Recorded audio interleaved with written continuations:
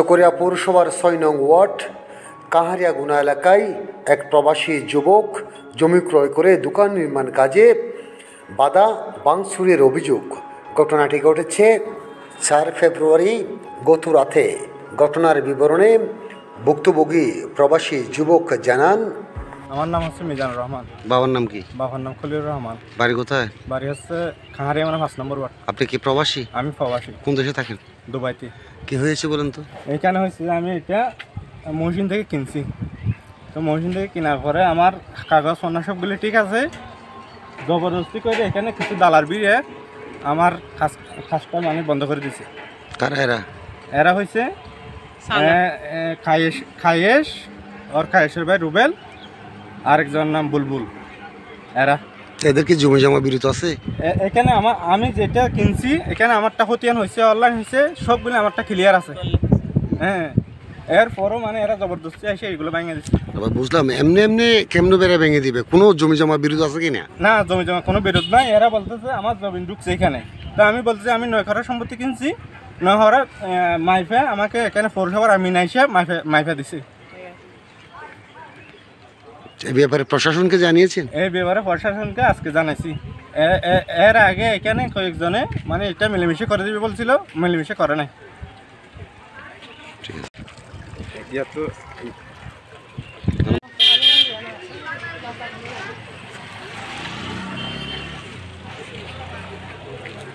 আপনি জানেন?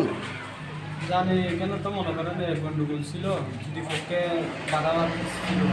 এরপর ওরা যখন কাজ করতেছে সন্ধ্যার পরে এসে ওরা ভেঙে দিছে।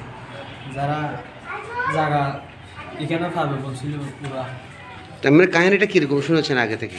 কাহিনী শুনছিলাম যে মনে করেন ওরা তো জায়গা কিনছে, যারা বন্ডারি দিতেছে ওরা তো জায়গা কিনছে একজন থেকে, যারা থেকে জায়গা কিনছে তারাও নাকি এখানে জায়গা পাশের জায়গা এটা নাকি ওদের।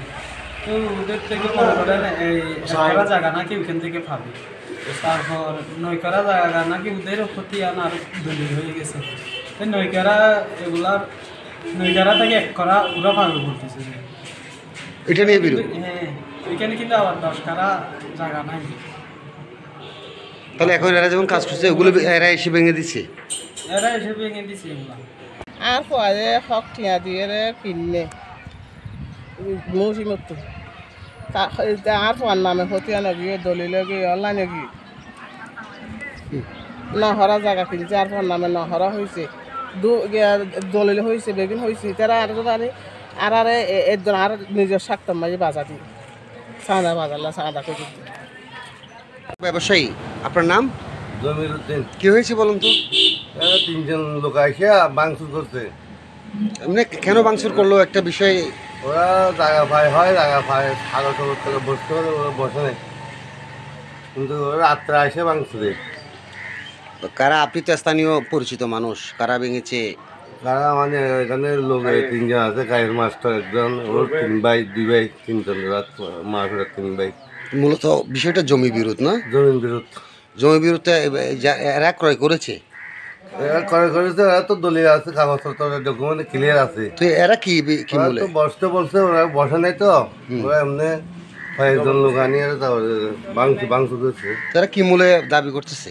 হয়তো জমিন আছে মনে হয়, বলে জমিন কাগজপত্র রেডি আছে বলে, তবে কিন্তু ওরা তো দেখায় নাই, ওরা তো বইটাকে বসে নাই।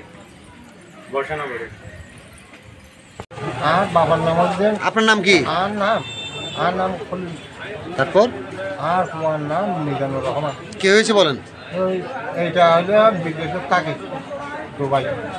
তো এখানে আগে নহরা জায়গা লইয়ে মানে করতো না, জায়গা লইয়ে রে প্রায় টিকারা বিহা আর তো একরা জায়গা থাকবি অনেক কাঁ করতে নগরী বেলাই গলিও রুটিও লই পাইবলি হল আই ওয়াল দি ইয়ার জিনিস বাঘা লাগে আর এটা আছে বাঘা